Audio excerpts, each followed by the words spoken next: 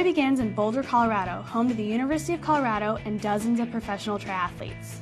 I got the chance to tag along for a day of training with last year's runner-up from the Ironman World Championship and one of the fastest runners in the sport of triathlon, Mirinda Carfrae. We started the day at the house she shares with her boyfriend, Tim O'Donnell, who also happens to be a professional triathlete. All right, we're here at Mirinda's house. Let's go in.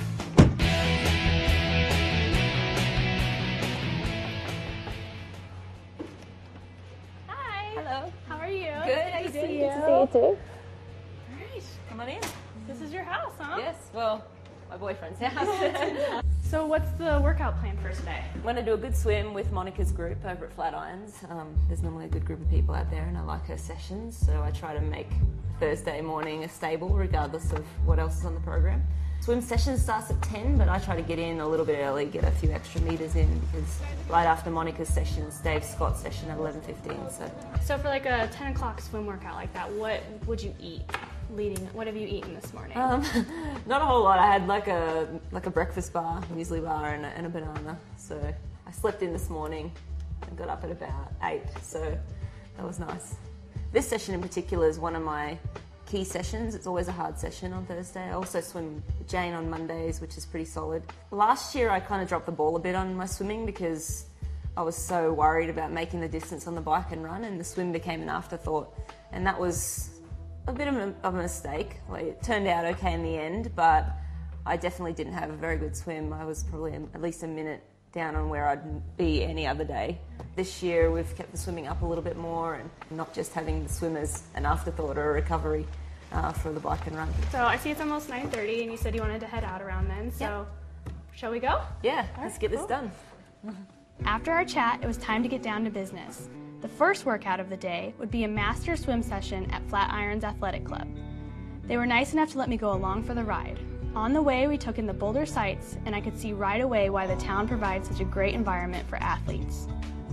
Well, you know, I don't even think it is the altitude. I think it's just that Boulder itself is such a, you know, cyclist-friendly environment. There's bike lanes everywhere, and there's lots of good places to ride your bike around here, and also just the trail running's fantastic. There's tons of really good restaurants in town, actually. Centro does really good mojitos. I've had my fair share of mojitos down there. We arrived at Flatirons and I couldn't help but think about all of the past and present Ironman champions that train here on a daily basis. You never know who you're going to see. On this particular day, we ran into Mirinda's friend and rival, Ironman 70.3 world champion Julie Dibbins. As they started their workout, I realized that this was not your typical masters workout at a local swim club. It was intense.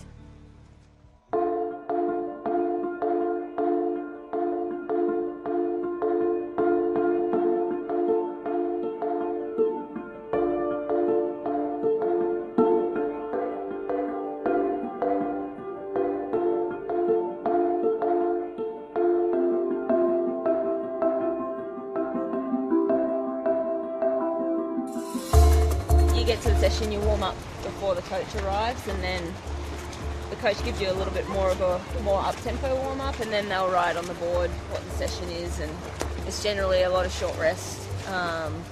Probably only one session a week is really speed work, but today we did a lot of hundreds. I think we did 25 hundreds on all different time cycles. With Monica's sessions, generally she tries to start the session out super hard. She's raced in Kona, she's done the swim, and she's a great swimmer herself, so she starts to swim out pretty hard, so you're like really on the rivet there, and then backs it off.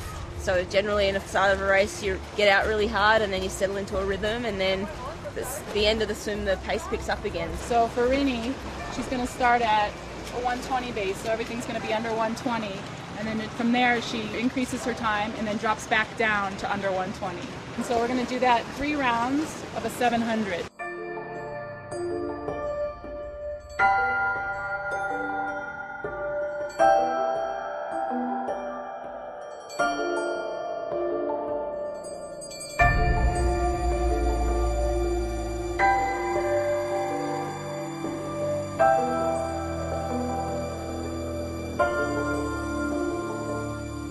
What's the plan for the rest of the day? Yeah, so probably go and get some lunch now, and then I'll relax for a bit, and then I'm just going to do, I've got a couple of appointments this afternoon, and then just an easy run this afternoon. So it's a pretty chill Thursday. When the 90-minute swim session was complete, we drove over to a cafe to grab some lunch. While the offering of sweets and freshly baked goods was very tempting, I figured they had the inside scoop on the menu and copied their orders of an egg bagel sandwich. It was a beautiful day in Boulder, and I relished the chance to sit outside and talk to two triathlon superstars. We went our separate ways after lunch, and then I met up with Mirinda again at a local trail. Next up on Mirinda's training schedule was an easy 30-minute run. As I watched her run, I realized that even at her easy pace, Mirinda looks like she's flying.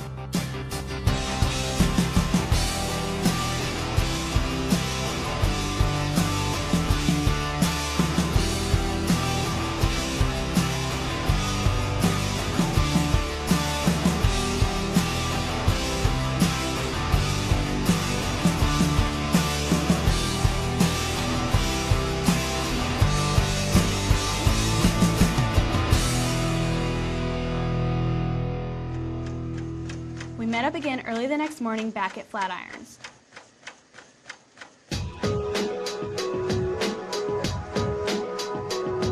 Mirinda had explained to me that she uses the treadmill for tough runs like this so that she can maintain her speed in a controlled environment. Her session was made up of 3 duplicate 5K sections. For each of the 5Ks, she would build up speed before topping out and slowing down to start the next section.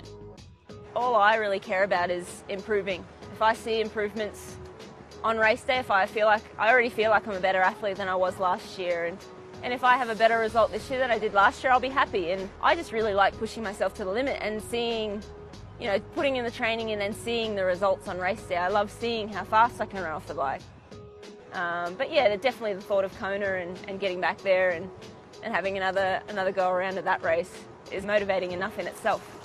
I'm not really focused on Chrissy or what Chrissy can do. I'm focused on what I can do and racing my race, and hopefully that will put me close to her. And and if she is close, then you got to better believe it that I want to kill myself to try and get the top of the podium.